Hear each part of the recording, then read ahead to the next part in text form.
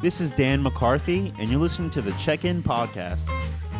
No city in the United States had been as adversely affected by the COVID-19 pandemic as New York City.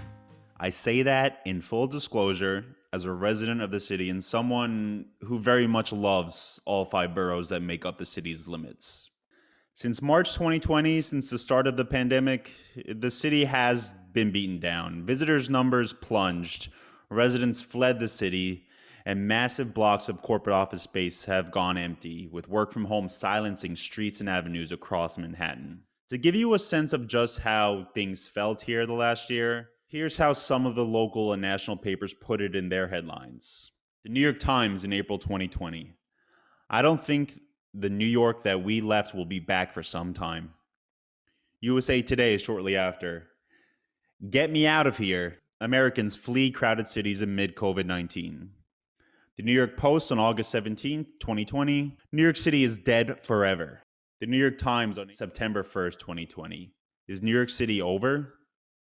It all feels very bad for the city, especially reading those headlines. But for those who are wagering on the city's demise because of COVID, I really wouldn't worry about losing those betting slips because history tells us that they most likely won't cash. After the attacks on September 11th, 2001, for instance, New York's tourism, an industry that was responsible for 280,000 jobs and $25 billion, suffered greatly as hotel occupancy fell below 40%. And according to New York City and Company, international travel was beaten down, taking 5 years to reach those pre-9/11 levels. Overall, according to New York City and Company, the number of tourists in the city decreased from 37.4 million in 2000 to about 32 million in 2001, with most of that loss coming after those attacks in a single financial quarter. But if you zoom out on the chart, things look very different. Just 4 years later, in 2005, New York City welcomed 42.6 million visitors. In 2010, 9 years after the attacks, New York City was up to 48.8 million. And in 2015, that number goes up to 58.5 million. In 2019, the last year before COVID, which is the next thing that's supposed to kill the city, New York City welcomed 66 million visitors. And that's a number to put in context. That's more than 3 times what the Magic Kingdom in Orlando at Walt Disney World sees in the same year. New York City and Company, for its part, according to its annual report for 2020, doesn't expect to see those same numbers until 2024. And for my part, I can tell you that New York City is different. It looks and feels like a different city, and walking through the once busy theater district now as Broadway remains dark is still a very surreal and sad experience. But Broadway will be back. I truly can guarantee it, and so will the rest of the city. But the question now becomes, how does the city get back there? And back to those numbers, getting back to those numbers, I don't think will be easy. I wanted to get a sense of how the city and the city's tourism arm in New York City and Company made its way through the pandemic and plans to make its way out of COVID both this year and next. I was fortunate enough recently to speak to Reginald Charlot, a longtime resident of New York City and the managing director of tourism market development at New York City and Company.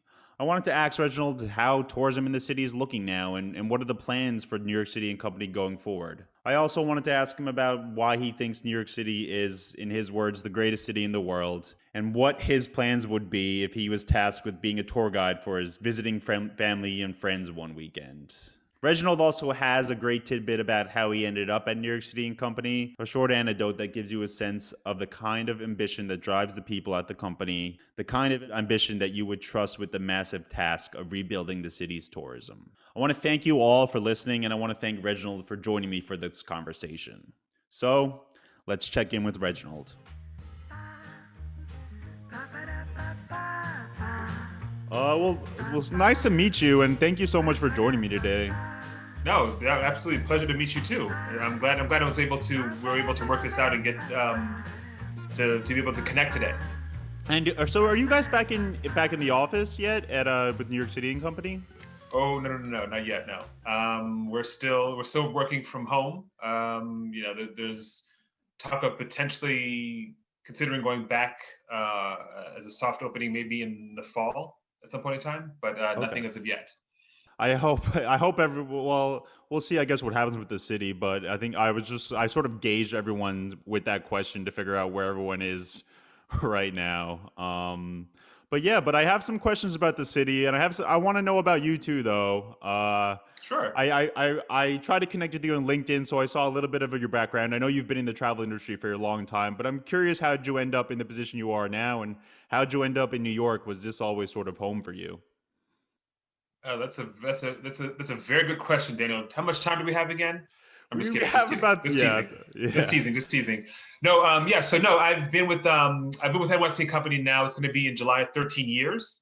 So it was actually pure happenstance. I was finishing up my graduate studies at NYU in the Tisch hospitality program. So just want to give a shout out to NYU. Yeah. And I happened to go to an event and I met the CEO and just walked up to him and said, "I want to work for your company." And when I said that, he, I didn't think it was going to go anywhere, but he told me come to his office the next day, which I did. And then we fast forward 4 months later that I ended up getting hired by NYC Company. And as coming on with the organization, which is absolutely a fantastic organization, I had started off as director of tourism development for Europe, and as time went on, kind of expanded and grew a little bit more, and then got to the position of managing director for tourism development. The previous titles before COVID was managing director of tourism development for the established markets. So that Okay. was covering Europe, Australia, New Zealand, Canada, and the USA. Of course, now with this COVID, now it's just really managing director, tourism market development. So everybody's trying to redevelop again, if you will, on the international side as well as on the domestic side.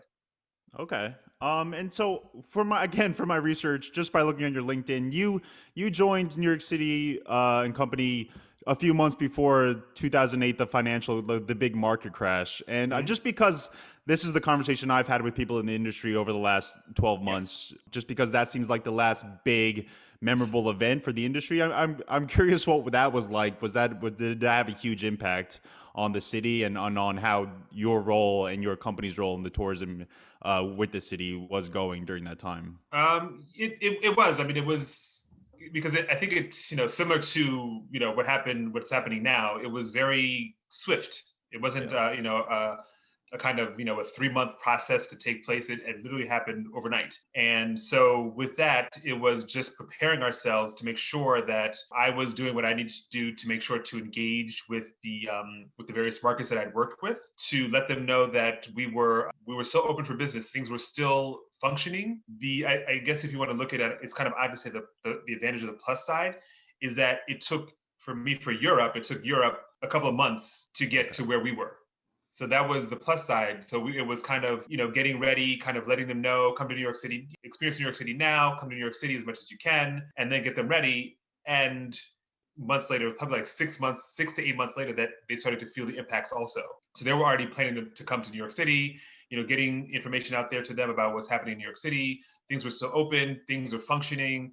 It was a major impact to the economy, however, and to the industry to a certain degree, but we had our plans in motion in regards to Yeah. how to tackle that, how to prepare people for that, how to let the people know that, yes, you can still come to the various attractions that people are used to going to, like the Empire State Building, Top of the Rock at the time, going to the museums, to take advantage of these opportunities. So I was well prepared. We were all well prepared in regards to how to address this. It was a bit frightening because we weren't sure how long this would last. It was going to be one of those things that's going to last for like, well, you're too young for this, but the economic crisis back in 1979, the gas crisis, people were really, really worried and concerned about how that long it was going to last. It lasted for quite some time. This, luckily, it took a little bit of time to recover, but at least people were willing, and people weren't limited to travel, in the sense that you weren't allowed to travel. You could travel if you could afford it, and if people made concessions, or if people said, what, instead of saying for 5 days, I'm going to say for 3 days. Okay. So that's kind of how it changed out. So it was a great process in regards to transitioning and getting people ready and mentally prepared for this. Yeah, I mean, I guess that is a decent segue into talking about COVID, which is, I've been trying my best not to have the COVID conversation every time I speak to somebody, but it's just Mhm. impossible to ignore. But I mean, first, I sort of want to ask you about the typical tourist season in New York pre-COVID. I know everyone sort of said to me before that the high season's usually the holiday season in New York. And is that typically what you guys expect? And is that typically what you guys have seen in the past? Well, yeah, we've seen it in the past. I mean, it's basically been for us. Luckily, it's been very consistent across the board through all four Okay. quarters, so for all four seasons. But Okay. typically, like when you look at, for example, between Thanksgiving and Macy's Day Parade and the ball dropping during that time period, there is an increase in visitation. So we expected, I would say, last year for 2019, 2020, we're expecting about 7 million people, roughly about 7 million people additionally coming to New York City during that time frame. So, it is a wonderful time to be in New York City. I mean, every season is great in New York City, but there's something magical and special about New York City during the holiday season. The lights, people shopping, moving around, just the atmosphere, the energy, people going to restaurants and cafes. It's just a very energizing moment in the city.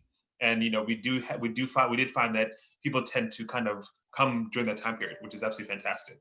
Yeah, and so you just mentioned it. So the months leading up to the COVID emergence in North America and in New York, it was trending to be a really strong season for that holiday season in 2019 and even early 2020 were things looking pretty good.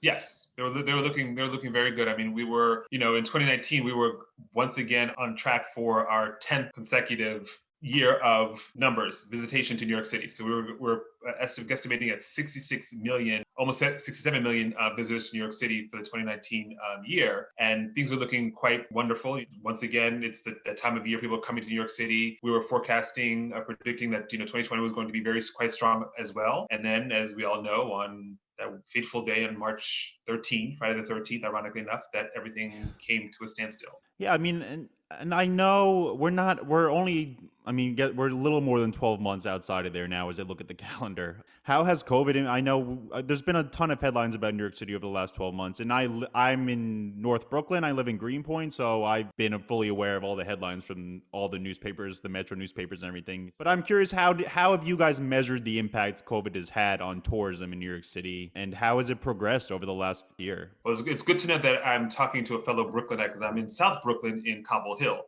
So, Okay. so it's nice to be able to talk to a Brooklynite that appreciates this. No, actually, no. With COVID, I mean, obviously, not obviously, I shouldn't say that in a minimizing way. I'm just saying that with COVID, New York City, the tourism industry was impacted hardest. I mean, it was devastating. It was to the point of certain things not moving, people weren't coming anymore. So it definitely had a tremendous impact on New York City and visitation. Some businesses had to shut down. It was difficult. I mean, jobs were lost. Hotels had to close down temporarily, or some had to close down permanently. It was just very devastating in the sense that tourism, which is a crucial and integral part of the city and the fabric of the city, having that lifeline cut off, if you will, Yeah. that really made it really difficult for New Yorkers. So, what New York City had to do, what NYC Company had to do, was we basically, not to get too burdened down and too cumbersome, we came up with a coalition for NYC hospitality and tourism recovery. So it was basically kind of leading to this roadmap, if you will, of how after, we did this in May. So from March to May, we were in the process of trying to think of, okay, how do we salvage this? How do we save the industry? How do we work on getting the industry back to where it needs to be? And that's where we came in and created this roadmap, if you will. And we went in and kind of came up with local campaigns. So we came in with this campaign called the All In NYC campaign, and that was basically looking at and talking to, kind of giving New Yorkers a roadmap, something to look forward to. Sharing their feelings and emotions about the city that they love. Also, just looking at certain things, how to get visitors excited about coming to New York City, whether they're local, because that was our first focus, was local New Yorkers to just be able to go and do things in their city, to reconnect with their city again. We even came up with what you call staycations, a staycation guides, just to get people like familiar with their city, about what they can do with their staying in the city, or as we call it, NYC-cation, a vacation in New York City, or a neighborhood getaway, getting people that are in Greenpoint or Cobble Hill to get out of their neighborhood and kind of go to Jamaica, Queens, for example, and kind of see what that has to offer. I'm going over to Staten Island, going over to St. George to see what the neighborhood has to offer. So we came up with neighborhood guides. So it was really kind of building a path for local New Yorkers, to kind of give them opportunities and access to different things that they may not have been aware of, or just to reconnect them with the city. We also came up with what you call virtual NYC. So you can do virtual tours because a lot of parents have kids. Yep.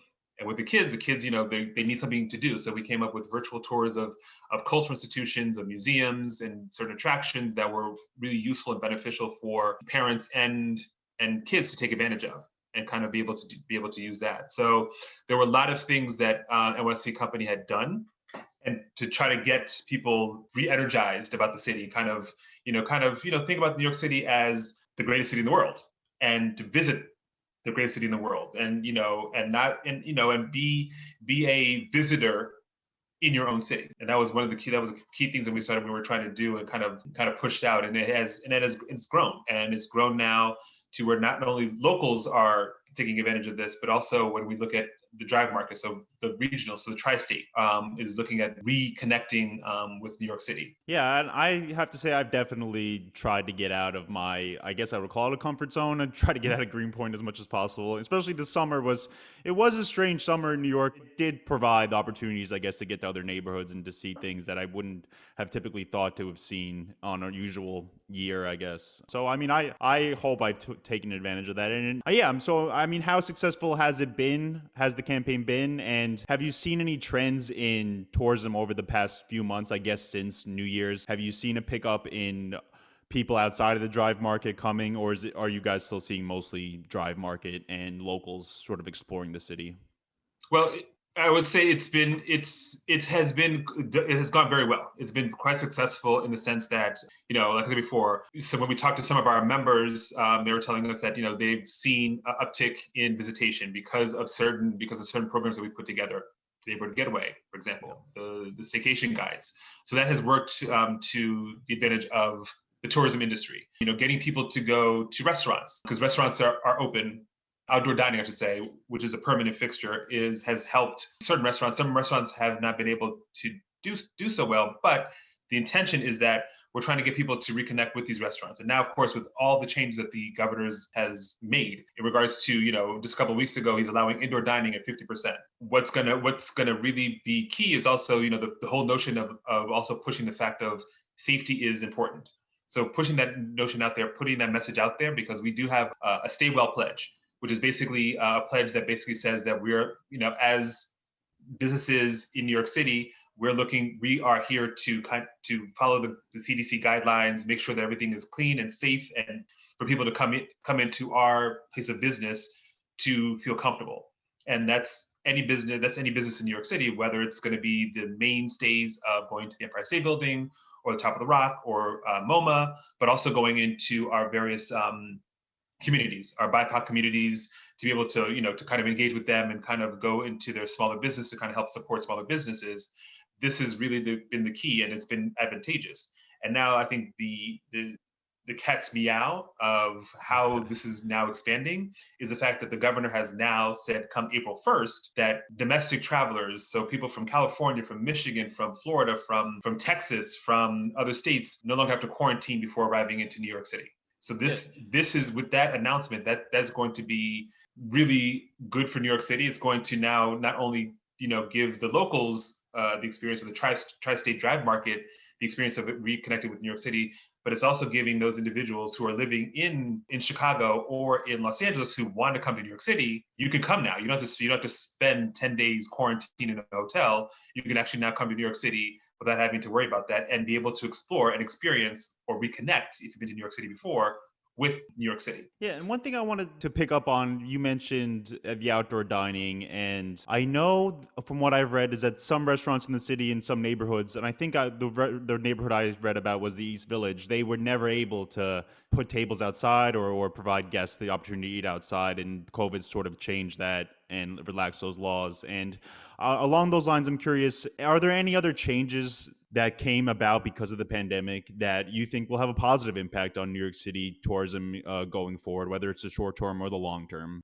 Yes, I definitely do. I think now one of the changes that we're seeing is, I think is people supporting small businesses. That is one of the key things. It's whether it's a store, it's a restaurant, it's a cafe. It's really getting people to go out and and as we said before, explore other parts of the city. So, yes, as I said before, we have our mainstays, our icons, the Empire State Building, MoMA, but we also have, neighborhoods, for example, Bed-Stuy, which has a number of various restaurants and cafes. There's Organization Caribbean that basically kind of gets you into, it's basically a Caribbean experience, if you will. So taking you on tours of Caribbean restaurants and cafes and shops to kind of give you that experience throughout the city. So you're seeing something different within the city. I think that is something that people are looking towards. And one of the trends that I'm hearing from the travel trade is the notion of, people are looking to do walking tours, to be able to be outdoors and kind of have that experience. And, we've had some programs, which is the public arts, where people are outdoors and when walking and seeing the public arts and kind of getting that being outside and kind of breathing the air. And you're able to, walk through the city and walk through the different neighborhoods and be able to see different neighborhoods that you would have not forcibly been able to see, or maybe you didn't want to see, or maybe you didn't have the time to see in the past. And that's one thing we also looked at also is the idea of a slow vacation or slow stay, if you will. So, most people when they come to New York City, they're like, oh my God, I'm here in the city, I'm going to be here for 3-4 days, and then I'm gone. But now I think a lot of people, because of what has happened, of being, stuck in your house, you're like, you know what? Now I think I'm going to want to visit and stay in New York City longer than 3 days. I want to stay in New York City for 5 or 6 or 7 days, possibly. If you're reading the papers and seeing the news, we're showcasing different parts of the city. And I think people want to reconnect with that and say, you know what? I want to take my time. And I actually want to go to the New York Botanical Garden this go round. And spend a day hanging out in that part of New York City. Or I want to go to the cloisters. I want to go and spend time in St. George in Staten Island and actually go and do a walk around by the Empire Outlets. I want to go through and hang out in Williamsburg. I want to be, I'm not a hipster, but I want to feel like a hipster. Going to Brooklyn, the Brooklyn Museum and that area. So you're walking around and kind of getting the experience and seeing live what you've been reading about or seeing on the news or through our website, nycgo.com, about what's going on in the city. And that's the kind of like the reconnection of what I believe people want to be able to do and take advantage of this kind of like slow stay or slow vacation, if you will. That is interesting because I think the notion that New York City could provide a slow vacation prior to COVID is just something that would be so far-fetched to a lot of people, especially people who maybe aren't so familiar with the city when they think about it in movies and TV shows and things like that. So I think that's a really great way to think about things. But you mentioned sort of the off the beaten path and the different neighborhoods, but I do want to ask about some of the typical, or I guess mainstays of tourism in New York City. And the main thing I want to ask about is just because we had the announcement from the mayor last week was Broadway. I know you couldn't give me when Broadway is going to be back and running because the timeline still isn't super clear, but right. I'm curious if you could tell me about how important Broadway and I guess the entertainment industry in New York is for bringing tourists back to the city. Are there any other New York City staples that carry that same kind of a weight that Broadway and the entertainment industry carries in New York City? Yeah, that's a great question. I mean, yes, Broadway is a major component to tourism in New York City. Obviously it employs a lot of people, and we're waiting with bated breath that as they have said, Broadway is going to return in the fall, which is really, really exciting. But in the meantime, as we talked about before, there's a number of things that people can do and see as part of the recovery. It's the hotels, it's the dining, it's the attractions, it's the iconic sites. I mentioned it before, what's been open, that are open, still open now, has been open for a while to say is Statue of Liberty Museum in Liberty Island, the Met, MoMA, Central Park, Fifth Avenue, all these iconic locations or visitor attractions that people come to New York City for that particular purpose. Also, when we look at things, arts and culture have been extremely important. I mentioned it earlier about public art, and it's really a great way to kind of reconnect with the city, be outdoors, and kind of have this kind of experience throughout the city. And it's really going into and looking at some of the new things that are coming to New York City and like getting ready for that. As people are kind of waiting for Broadway to open, you can go. There's going to be the Moynihan train station that just opened up in January this year. So those individuals who are coming from the Connecticut and New York or Pennsylvania, New Jersey, now you have a new way to be welcomed into the city with this brand new train hall, which is absolutely fantastic. Then for families who are coming in, because now the weather's getting warmer, it's springtime, finally. We can head down to they can head down to Coney Island because Coney Island is going to have a new roller coaster Okay. called the Phoenix. So that's going to be a lot of fun for it doesn't have to for be families. It could be you could go, Daniel. I mean, I can go. We could all go to Coney Island, go hang out and jump on a roller coaster. Then the exciting news is that there's going to be the summit, One Vanderbilt. That's going to be the 5th observation deck or observatory, I should say, in New York City. So there are many things to be able to see and do. There's like a number of hotels opening up, like the Ace Hotel, which already has locations in Manhattan. They're going to be opening up in Brooklyn.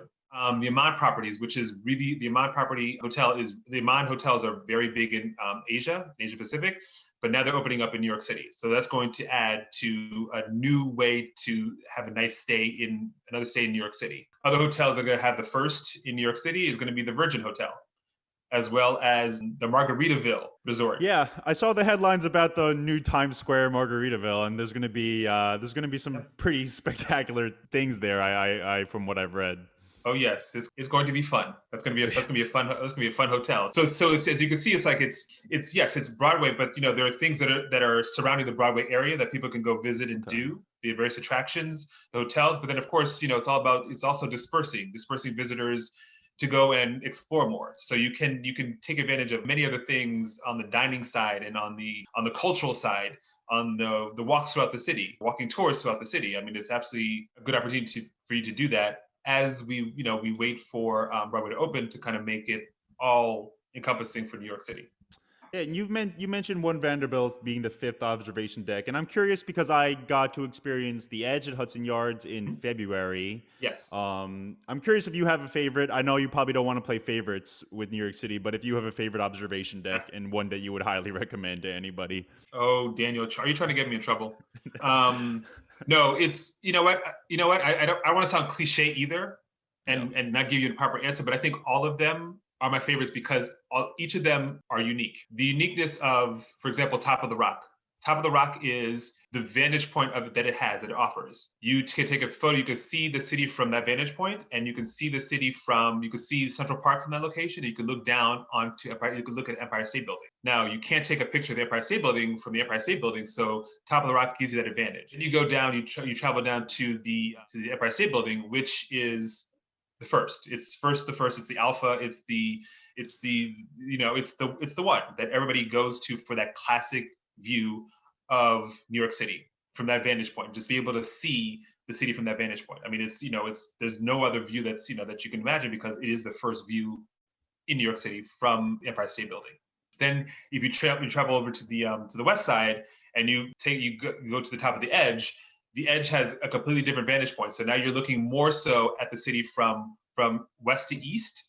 And you're also able to look at it from that vantage point of, the north-south view. So you're looking at it from that angled view, which, in and of itself, with having the outdoor platform out there, if you're afraid of heights and you're afraid of glass and looking down through the glass, you can, as the people, Christopher Rosenau and Haley Ward, who are at the Edge, say, if you are afraid of heights and you don't want to do that, you can look at the same view, but having a cocktail inside of their restaurant. So there's that advantage. And then when you look at One World Observatory, there's no view that gives you that vantage point of looking from the south to the north, right? So you're looking from deep downtown, Lower Manhattan, looking up, and you're looking up at the Empire State Building. You're looking up at the Edge. You're looking up at Top of the Rock.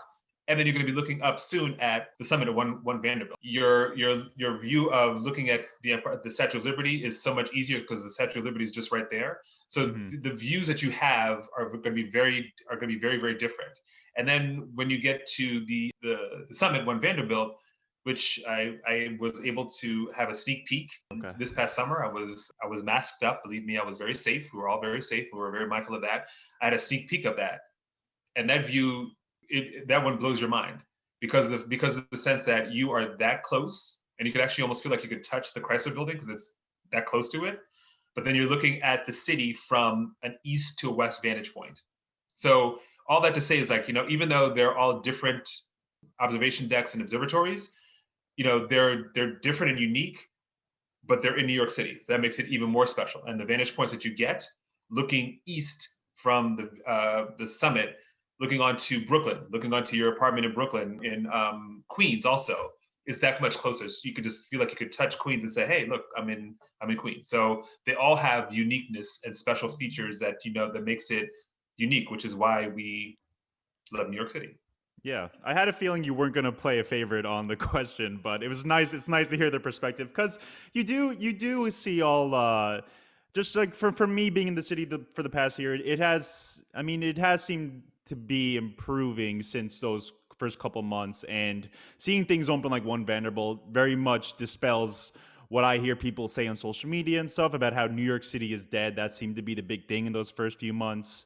And I mean, so I have two more questions, and that's the first one. I mean, if you heard that, if you heard someone say New York City is dead, what would your reaction be, and what would your response be to that kind of statement? It's kind of a tongue-in-cheek comment because when people say New York City is dead, it's like, well, at the time everybody was quarantined, on lockdown. So yes, so nothing's happening.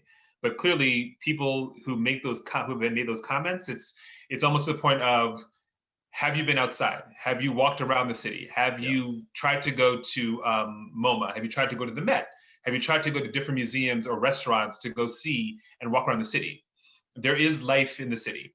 The city is not dead. The city is quite vibrant. Things have been open in the city for a long time. Since last summer, things have been opening up in the city. I mean, there have been outdoor experiences that people have been able to take advantage of since last year.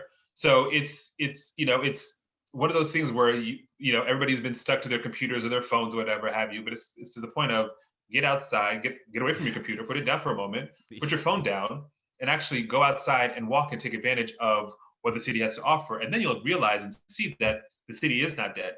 There is actually life and activity taking place in the city every single day. And as we get closer to the warmer weather, people are out and about. I mean, it's people are out and about. People are actually going to the restaurants, sitting outside. There are many people who are taking advantage of the staycations. People are taking advantage of the neighborhood getaways. People moving around in the city. People doing things. People, it's one of those things that people are being very mindful of. And I think that's one key thing that locals and regional visitors and domestic visitors are really being mindful of, the fact of that, how New York City has promoted the fact that we're safe and we're open.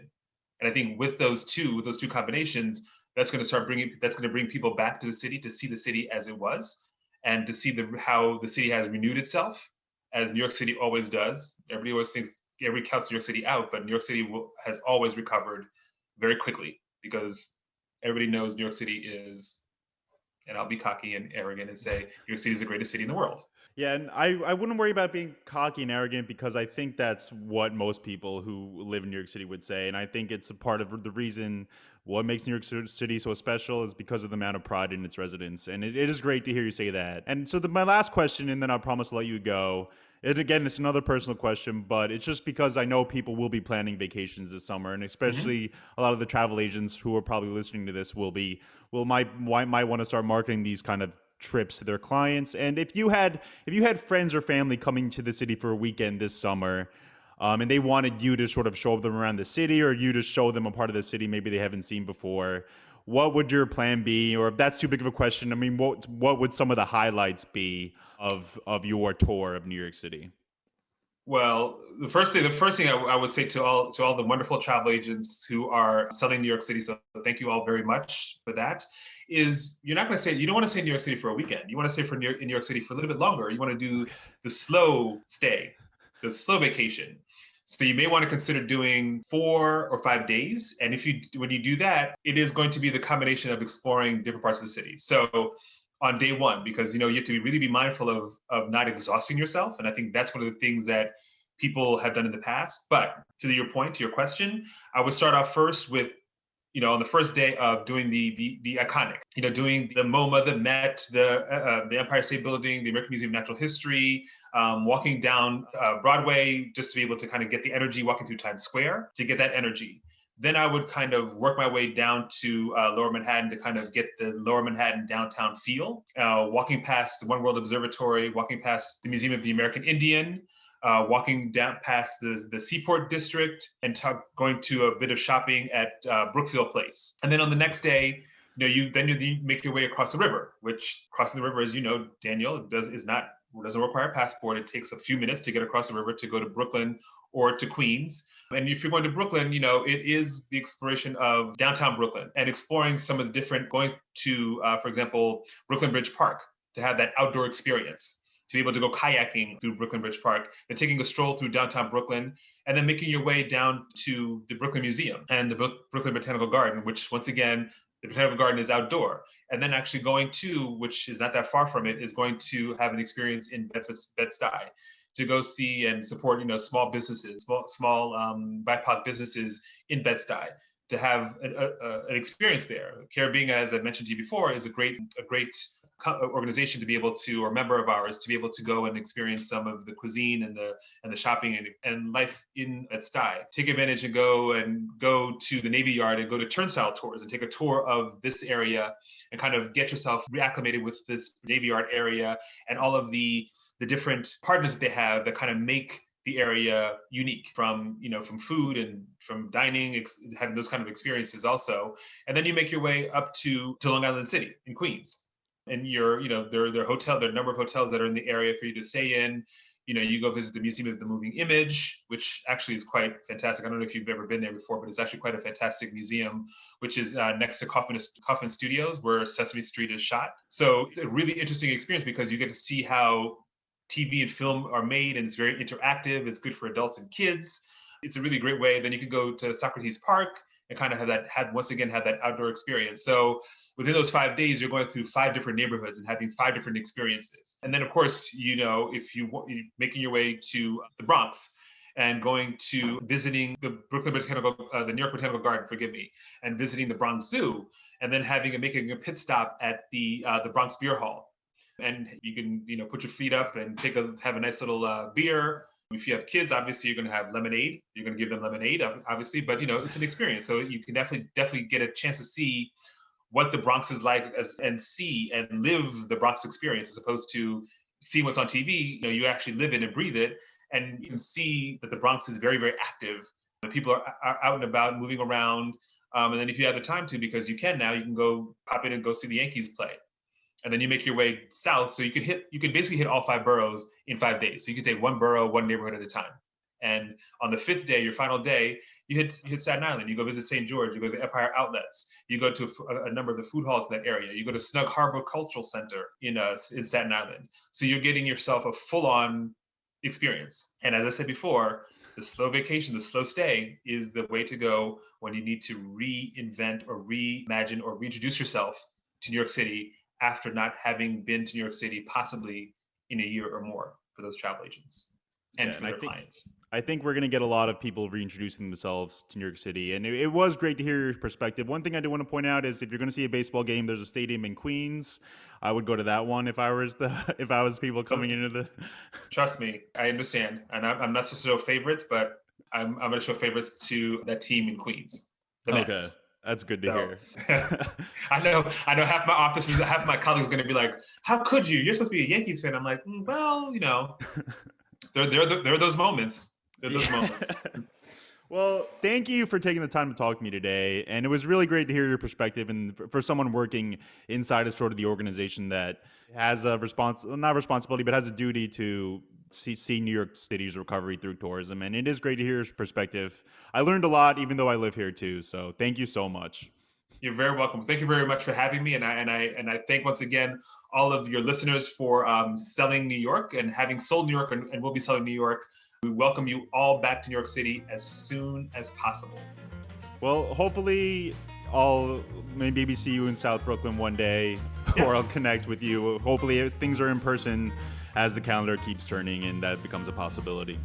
Yes, well, maybe we'll have a burger right across the street from the Barclays Center while we're watching the Nets possibly go to the playoffs. Who knows? Yeah, that could be some good news coming up too. Well, thanks again, and yeah, it was great to meet you. Great to meet you too. Take care of yourself, Daniel. Take care. Thank you.